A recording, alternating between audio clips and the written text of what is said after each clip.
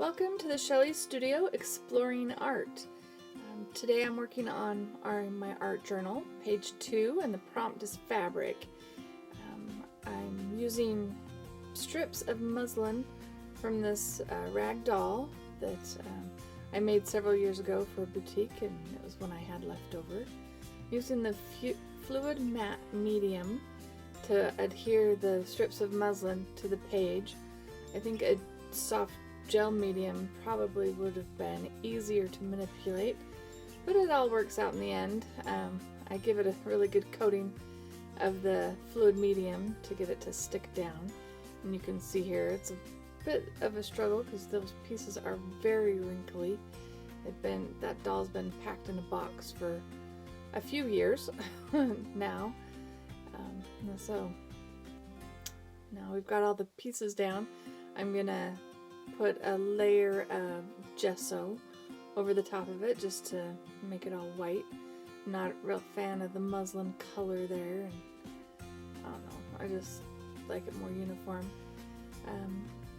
Doesn't give us much of the fabric for the prompt, but hey, it's a texture, right? For the background. So I put that on there, and I'm using Adirondack inks. This is my first attempt with the inks. I've never used them before, and after putting those on there, I realized maybe the water should have gone on beforehand, because they really just sort of sucked into the fabric and the page and just didn't flow very well. The colors I'm using are Stream, Butterscotch, and the pink one doesn't have a name, so I'm not quite sure. The color is part of a set. The three of them came together. And I think I said they were Adirondacks, right? So here I'm just applying the colors, adding a little water, and I'm putting the butterscotch on there. I tilt the page a little bit, and it gets it running. Now I've learned to apply the water, put the paint on, let it run. And I just go through and kind of brush it out a little bit to get color on all of the page. Get a little bit of a purpley color. Try not to blend it too much. I don't want to get mud. Just want to get a fun little blend going in some areas. Spread that color out a bit. Maybe make the darker spots less dark. And here I'm taking Tim Holtz tissue, and we're going to color this butterfly. I make the mistake here of putting that on before adding water, and you see how it just kind of really soaks in and doesn't blend very well. But once I get water on there, I can add some more ink, and it'll cover it up pretty good. Like I say in the title of this, it's exploring art, because these techniques are new to me as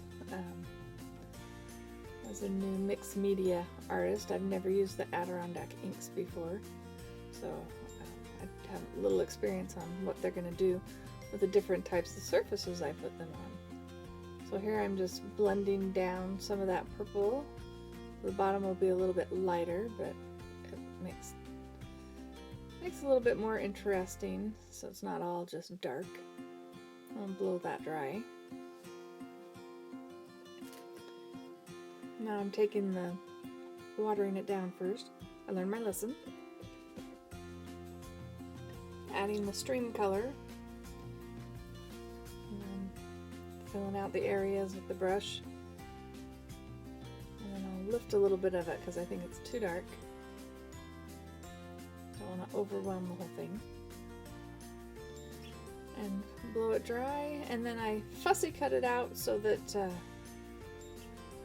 could place it on there. I decided that the butterfly looked much better on the white, so I decided we'll decide where it goes, and then we'll put some white behind it.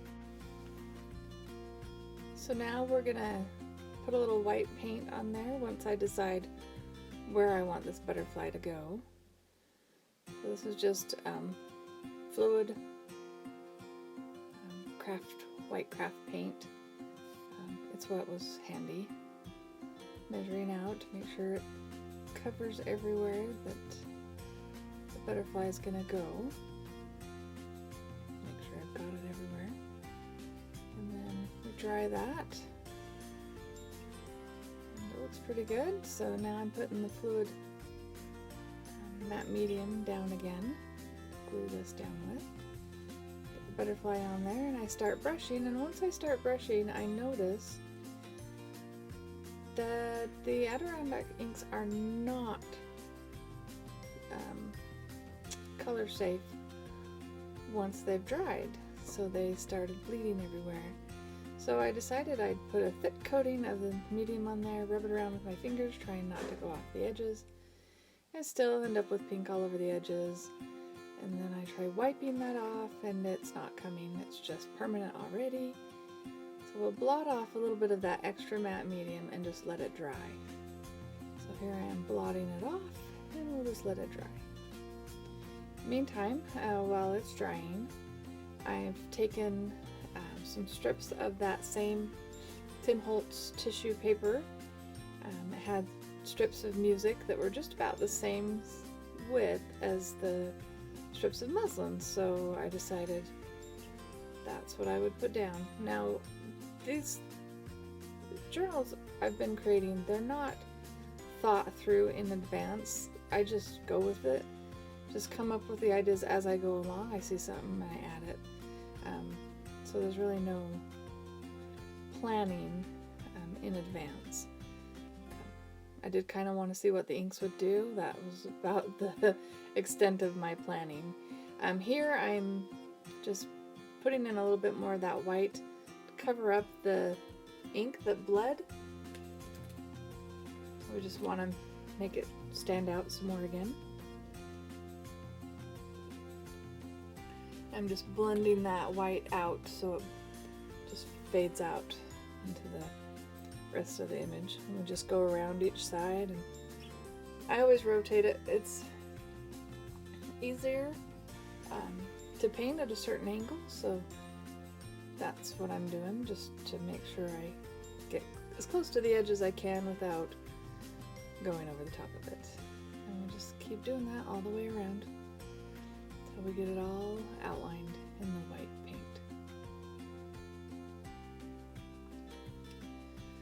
So, as I say in the beginning, it's exploring art. A lot of these techniques and stuff are things I've never done before, and I'm trying out. Been watching lots of videos on YouTube, and I see things that I want to try, and so I'm just going for it.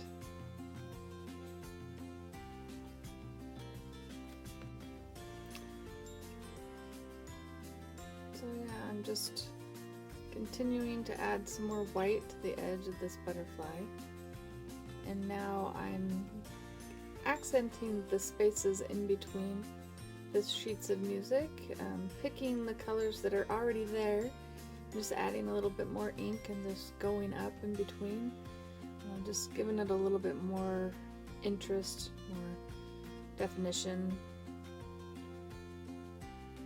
just seeing what will happen. And now, another new technique. Did I use this one already? I don't think I have. So this is light molding paste, pushing it through the holes on this stencil just to add some more texture, put a little white back into the picture. I know it has white, but there's just some spots of white, makes it kind of fun. You just go around the edges and add a little bit of this. And right here I'm just using the lines that were on the tissue that had the antennas for this butterfly so that I could see what it looked like. And now I'm using, this is actually just a Uniball black Uniball pen, and I'm using it to outline the butterfly just to have it pop out just a little bit more. I think it really kind of accents it and just really makes it more finished looking, I guess, to put that around the edges.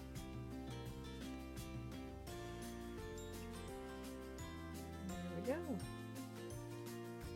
And of course, what would it be without me shading the edges, right? So I'm just adding a little bit of the purpley color around the edges, at least around that side. Now it's getting really dark. I just can't help it. I like the dark edges, I guess. I take this around and go all the way around the whole thing. Just to, I don't know, I guess it's kind of my way of framing the piece. It's just getting those edges dark and just blending them into the background, blotting it a little bit so there's not a solid line and it's just sort of fading in there.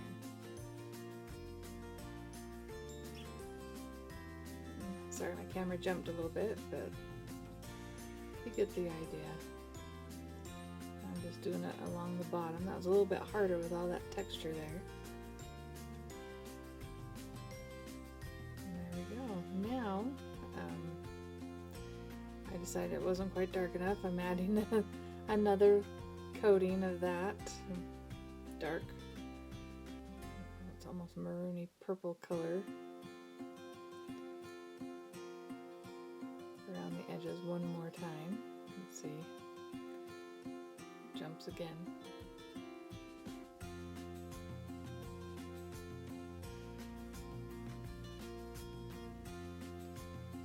Alright, so now I decide it's an art journal. I've got to put some words on here.